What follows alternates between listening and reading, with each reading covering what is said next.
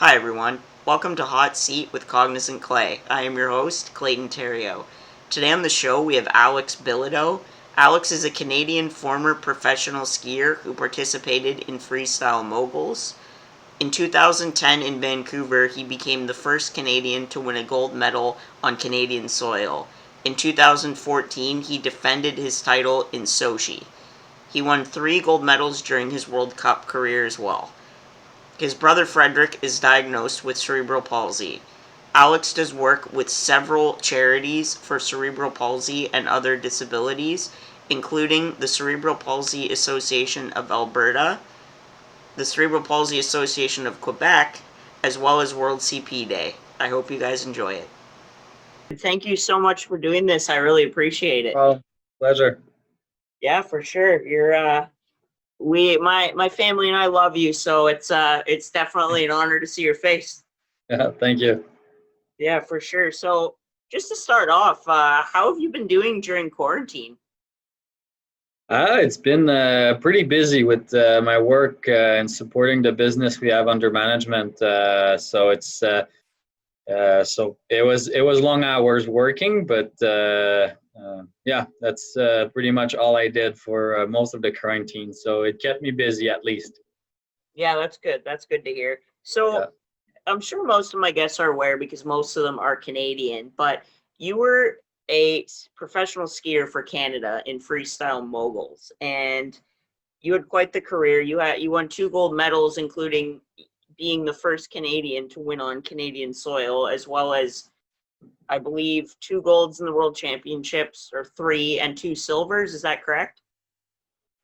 Repeat that. Sorry, the 2 goals. 2 golds in the Olympics, and then I Yeah, think 3 golds and 2 silvers in the World Championships, or was it 2 something and like that. 3? I would have to check. Yeah, for Something sure. around that. So quite decorated. And firstly, I'm just curious, do you remember when you discovered skiing as a kid and some of the feelings that you had as a young boy competing or just trying it to begin with? Yeah, definitely. It's always very you're always looking up to some of your idols when you grow up. For me, it was Jean-Luc Brossard winning the Olympics in the hammer, and as you go up, you kind of wish you would be one day in his shoes, but at the same time, you stay realistic. My parents always reminded me that there's very little chance that it's gonna be me, but I have the opportunity to actually go out there and work hard and try to make my way up. And that's really what I did. Kept my head down, and day after day, I was just passionate about what I did and focus on getting better at it. And I love competing. I'm competitive uh, deep in my heart. Love skiing, love adrenaline rush. So I think that was the best combination to just be passionate about the sport I was doing. For sure. And who were some of the motivating people in your life that helped you, stay motivated and stick to your goals? I mean, as most Canadians saw in Vancouver and Sochi, my brother is I'm very close to my brother that has cerebral palsy, Frederic, and Frederic's definitely my biggest inspiration every day. Um, from since I've been since a very young age, obviously. And Fred is just, I mean, he makes the best out of any situation. And he just finds and set himself small goals. Um, and looking at him, it's such an inspiration the way he perceives life, the way he tackles life. And that what's striking me is like the opportunity. He doesn't have much opportunities to but very small things he finds joys, and he finds passion, and drive towards small objectives. And we're always, as human, we're always complaining about everything, and that's something for me that I find so inspiring about Fred is uh, he make the best out of every situation. And I need to be I find myself very fortunate uh, to be able to set myself goals and actually really strive for them, and have that opportunity. My brother Fred doesn't have that opportunity, and he will. And there's a lot of things he could set himself to, and he knows it's not realistic. At the end of the day, I need to find myself very lucky that nobody can tell me that this objective is not realistic for you. And no, you know what? I have an opportunity to go out there and do my best to accomplish that. And so it's in my everyday motivation, saying, oh, if I set myself a goal and I'm like, if my brother had the opportunity to be in my shoes today, would he work harder? Well, how would he grab that opportunity? What would he do in my shoes to obtain that objective? And it's pretty easy in my head that oh yeah, you would do this more, and that's how I find myself motivated by sticking around him. Definitely. Oh, sorry, there's a bit of echo there. I just remember the story on CBC, and Fred is such a happy soul, and just seeing the smile on his face is just incredible. Like, despite having a disability, he seems very happy, and to have a brother like you must be pretty cool for him. Just to go off a little bit, what was it like to represent Canada at such a high level on so many different occasions? I mean, it's always a great honor to have the opportunity to represent your country and your flag. It's just I don't know. It's always a great honor. And Canada is such a country that is, if I could say, looked up from a lot of countries out there. A lot of people around the world would love to have the Canadian citizenship. I mean, yeah, it's always a great honor. We have strong values here in Canada, and to defend these, it's very important for me.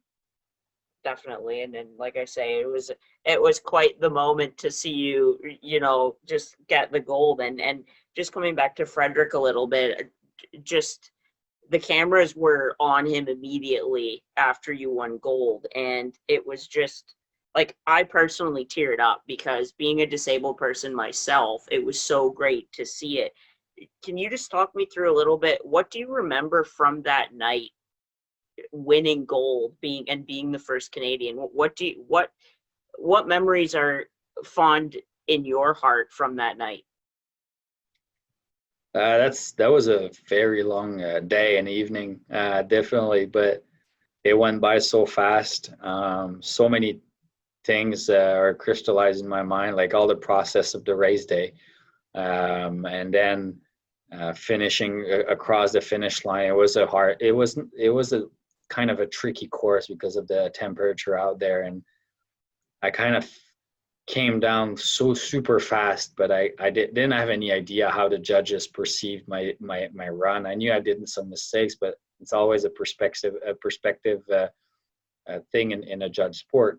How much did they see these mistakes? And it often like that in good performances is that you pushed your limit so far that you don't know if it was clean for the judges or it was just too much. So so I had kind of that impression. I didn't know what to expect, and I was looking at people that I knew in the crowd that were in the industry of skiing and saying, like, give me feedback, like how do I think what that was? And they were all looking at me like, good. I'm like, oh my God, like, please give me more than that.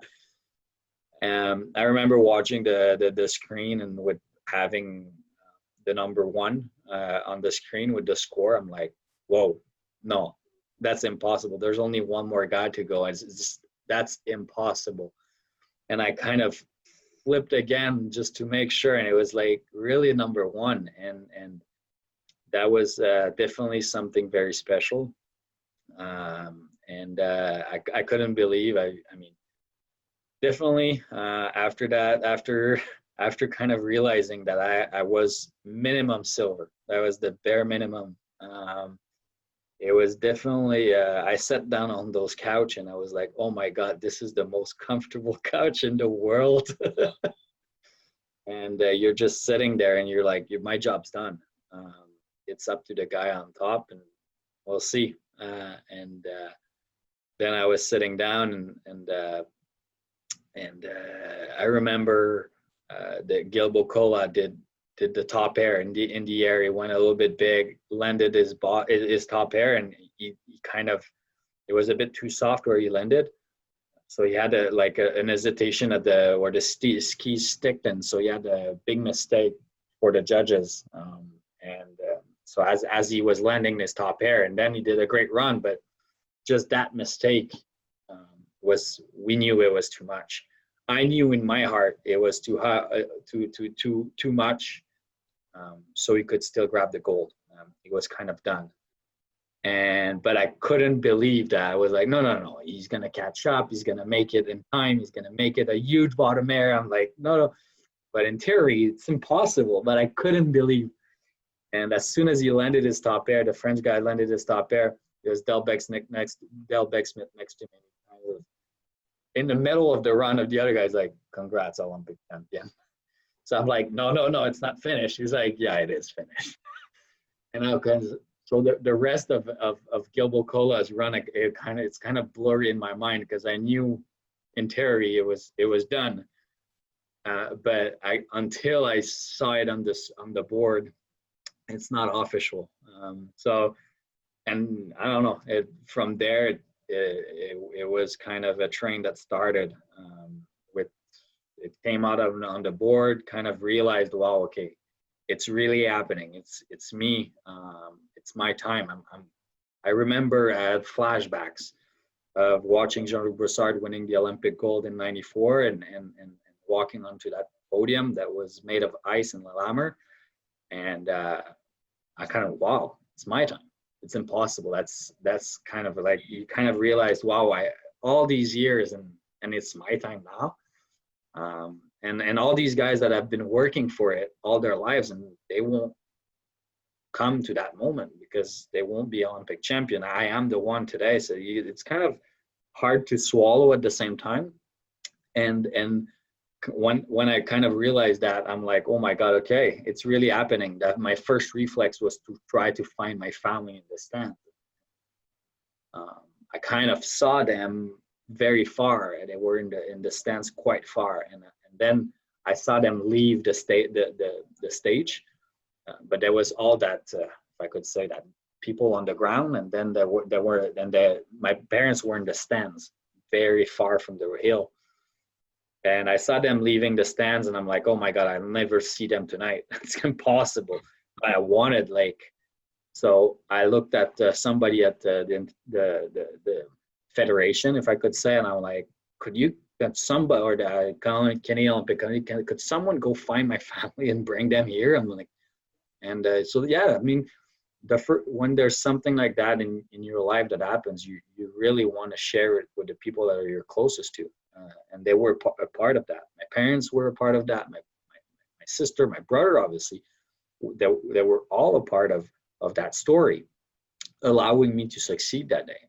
So you just want to share that moment.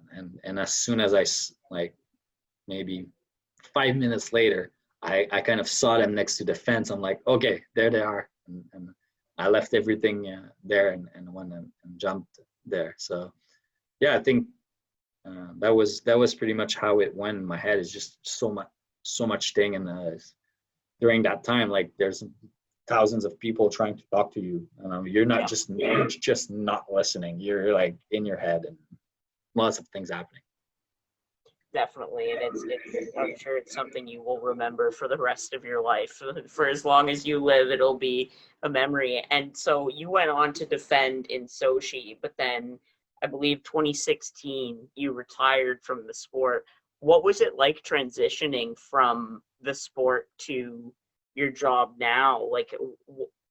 Was it hard for you, or had you done all that you wanted to accomplish? I mean, there's nothing easy in life. A lot of people are saying, "Oh yeah, Alex, you seem like you had the perfect transition from your professional athlete life to your professional life in business." But at the end of the day, there's nothing perfect. The grass is always greener on the. I had my challenges definitely. At the same time, just like any career, in skiing, I had my challenges. I didn't win all the competition, and it's the same thing. I keep my head down and I work for it. At the end of the day, I'm right where I want to be in terms of my professional career right now. I love what I do. I do private equity investments and in the private equity firm in Montreal, and work with entrepreneurs. And it's a very fun job. I love it.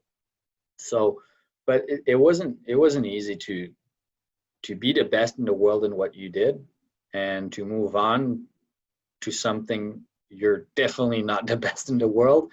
And you need that humility. And at a certain point, yes, once I was skiing, it was easy to stare because all the attention was towards me. All the attention was my coach. Like, I had a huge team working to help me to succeed.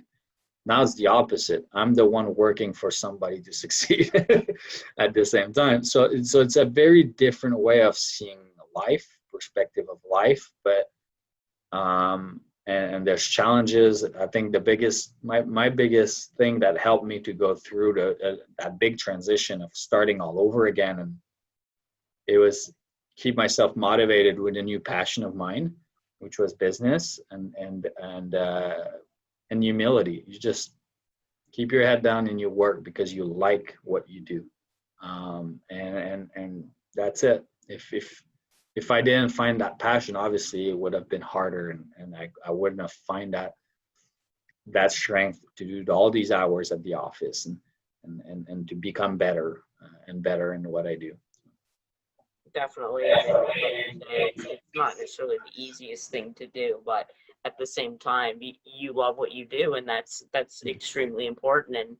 And like you said earlier, you count yourself lucky, and knowing you were the best in the world at Moguls, and now you're doing something you love is it's something that you can definitely look forward to, and I think it's hard for a lot of people to find something they love to do for a career. So it's definitely good to hear. So just before I get to the charity questions, I have a little segment here that I call rapid fire that I do with my guests, and I just ask a few random questions just to make it interesting a little bit. Yep. So first question, who is your favorite person from Quebec? Favorite person from Quebec? That's a good question. My brother, he's from Quebec. Great answer. I like it. What is your favorite thing to eat? My favorite thing to eat, probably a huge steak. Yeah. Barbecue steak. And since you were an athlete, if you could be any athlete, living or dead, for 24 hours, who would you choose? Oh, living or dead? Muhammad Ali. I like that. That's one of my idols in life. So I love that answer. So before you took up skiing, you were a hockey player. You played hockey quite a bit as a child before making the transition. If you would have been a professional hockey player, what position would you play? Center. Center, definitely. I play now still, and that's where I play normally. So center's good. I thought you would say goalie because Quebec is known for their goalies. Yeah, true. No, I'm an offensive guy, definitely. That's all right. And last question is, you on your bio on your website, it says anything but country, and I think classical is on your iPod. Who would be your top 3 favorite bands or musicians? Favorite band number 1 would be Pepper Roach. Second, I don't know. I like to change and look at it, and I think that's very old, that sentence. Now I listen. I'm older now. I probably said that quote when I was 20 years old. Now I'm 32, so I do listen sometimes to classic. It's nice. I kind of got to appreciate it. I guess. But yeah, I'm a bit more of a rocker. So Papa Roach definitely number one. After that, it's hard to say. Uh, Trying. I really like. It's cheesy. I like Brian Adams. It's just, I don't know. It's He's rhythm. Canadian. It's all right. Exactly. I like his songs. And other than that, I don't know. I like Kate Trinidad lately, so I'll say that. Yeah, not bad. And Papa Roach, I'm kind of not surprised because, like you say, adrenaline, and that band is pretty heavy. So I'm assuming it was pretty good for when you were skiing for Oh, sure. U2. Can't pass by U2.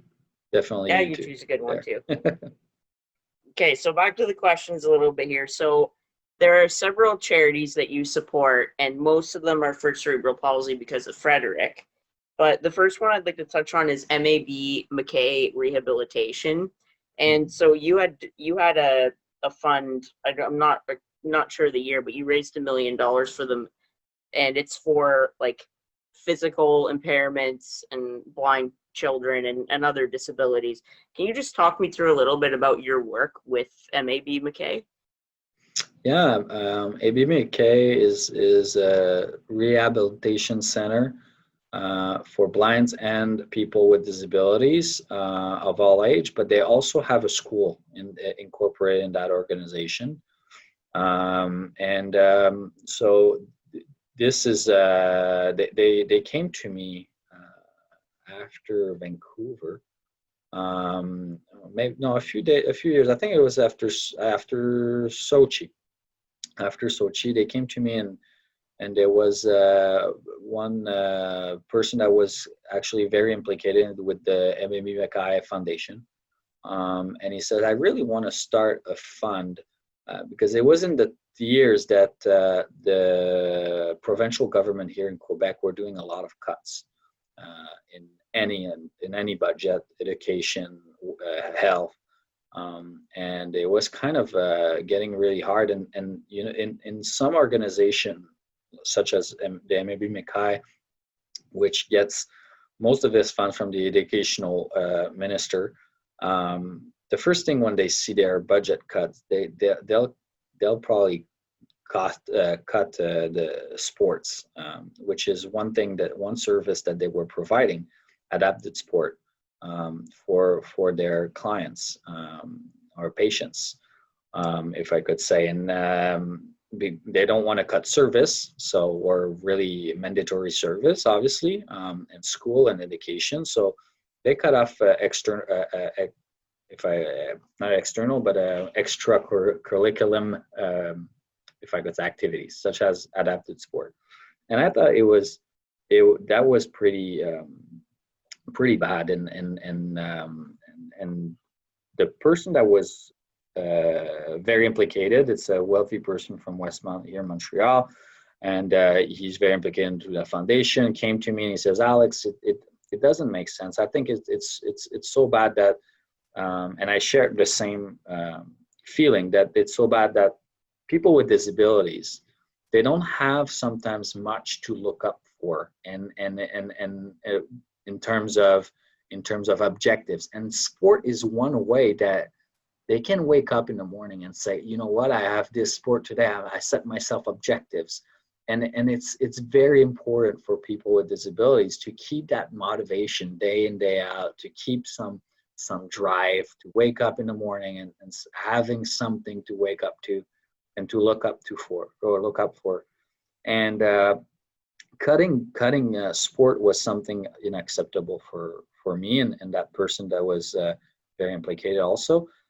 So he asked me if I would help joining him and creating that Alex Bilodeau fund for adapted sport for the MAB-Mackay Foundation.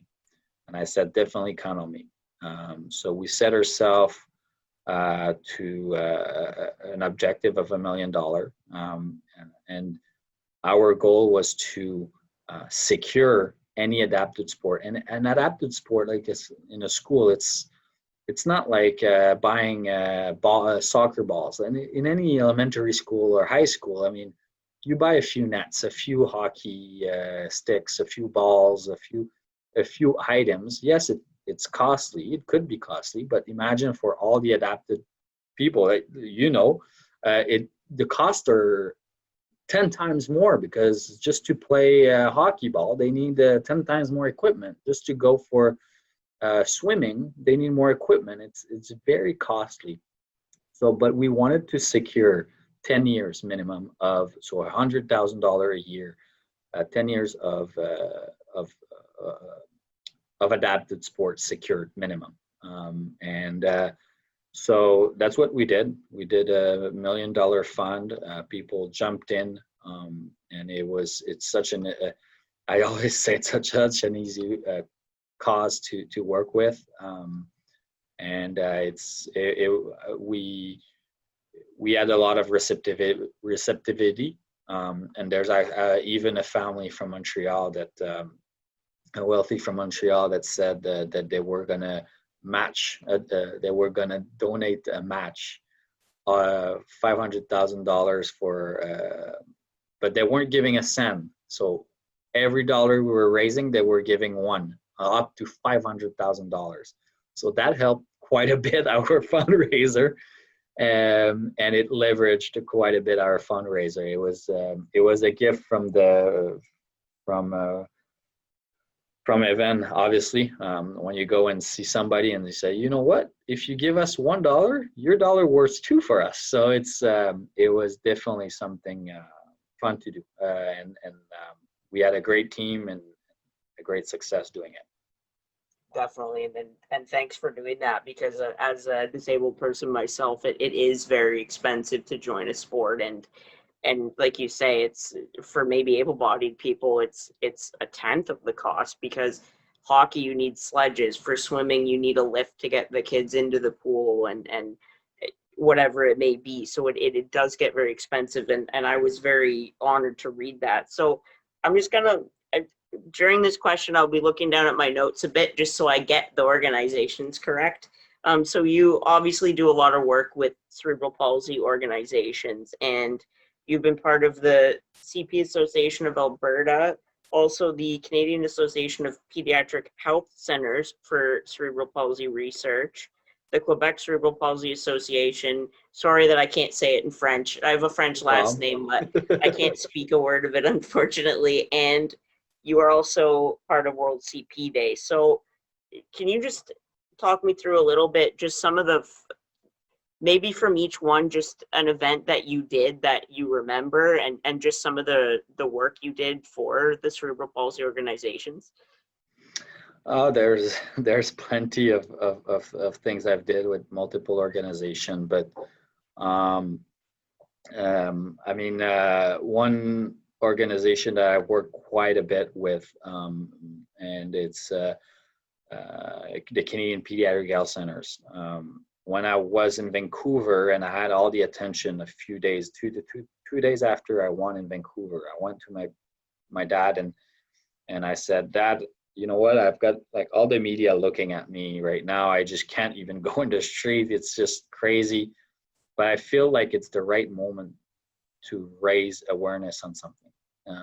I just can't stay there doing nothing. I've got the attention. I can leverage that.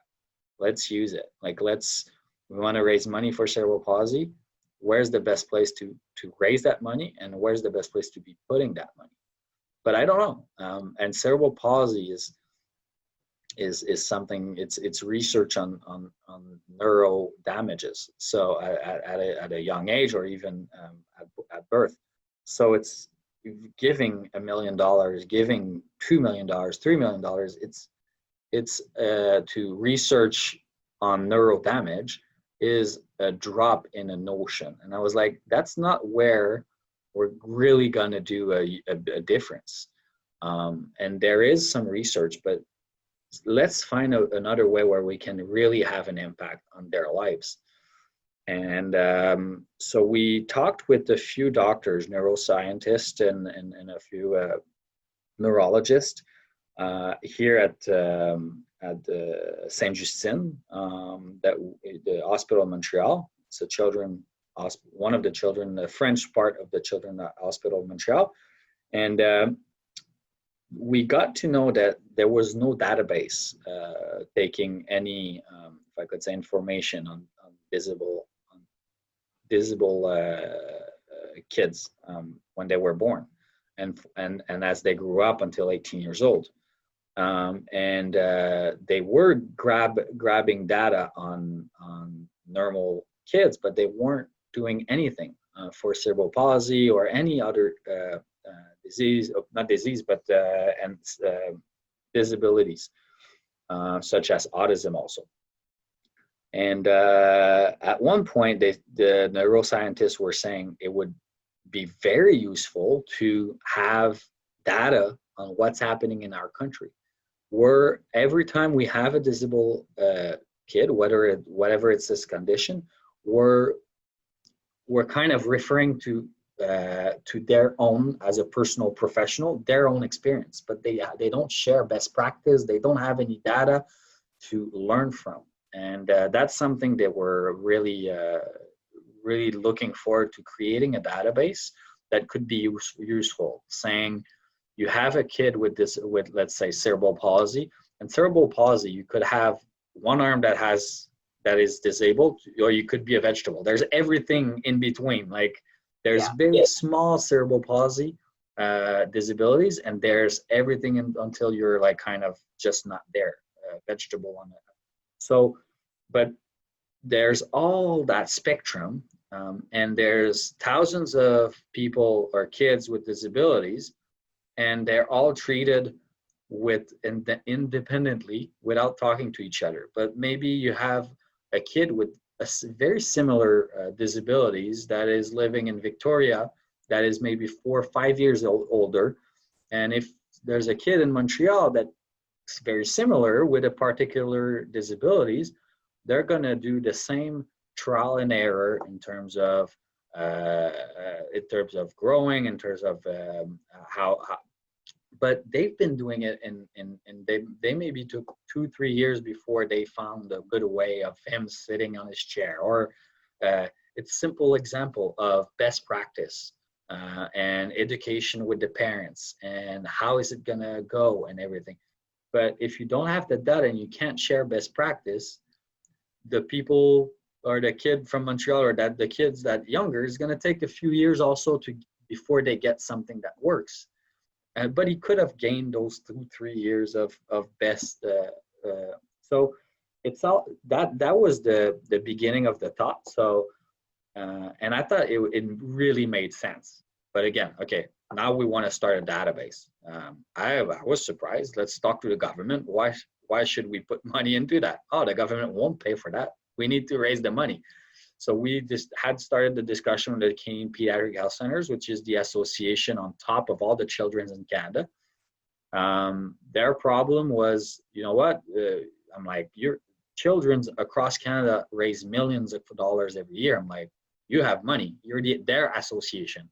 They're like, no, we're always behind the scenes of these huge foundations, but we on top can't raise money. We don't have visibility. I'm like, okay. And all the foundations across Canada, the hospitals obviously don't want their fund. They want to invest their fund in their own hospital. So they don't want to invest funds that will overlap all the hospitals. So it's kind of, they're all working in silos. So we decided, okay, so how much do you need to raise to make that database? And we needed to do a pilot project. And so we raised over $1 million also for that, doing the pilot project, worked with CAI, the Institute of Research, that's gathering all the data in Ottawa. They were hosting the database. So yeah, that was probably the biggest project that we did with CAFC, and it was an amazing journey. With these people that are great human beings. I mean, they're very dedicated foundation association that work with all the children's across Canada. And now that database is in place since 2000, since a few years now. So it took I think 6 years do the pilot project and then implement this in place for all the children's hospitals in Canada. Wow, that's a heck of an accomplishment. Thank you for doing that. My girlfriend has cerebral palsy, and a lot of my friends growing up had it, and I thank you for all your work for them, because they're definitely very appreciative.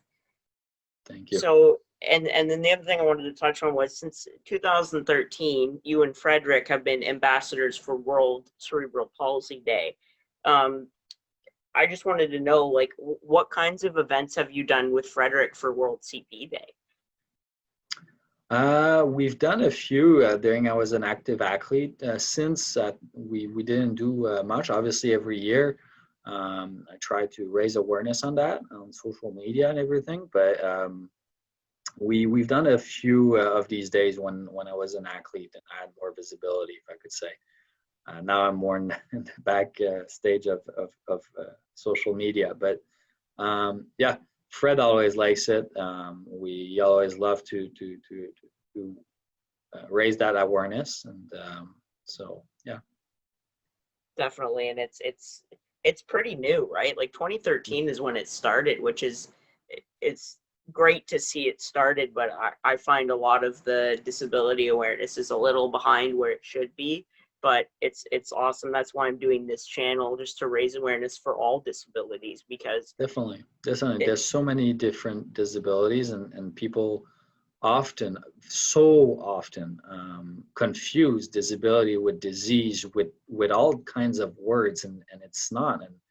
And understanding what is cerebral palsy, understanding what is autism, understanding what is all these different state or disabilities is very important. They all have their different particularities, and they all have something to bring to the table also, on a positive side, and to recognize that you need to understand the disability and cerebral palsy.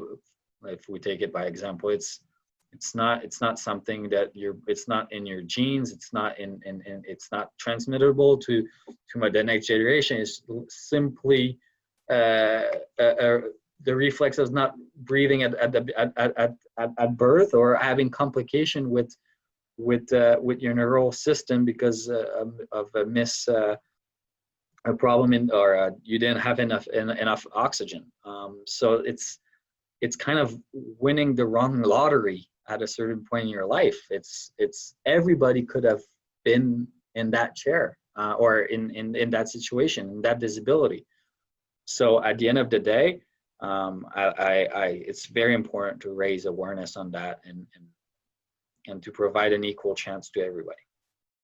Definitely, and like you say, there is so many disabilities, and people confuse the wording, and it's just, it's, you just do your research and you'll know, and it's very important. Mm-hmm. And so obviously during these times, it's a little harder to raise that awareness, but obviously you've been working, but a lot of the charities have stopped. How do you think we can keep raising awareness until life gets back to normal? How would you recommend people keep it up?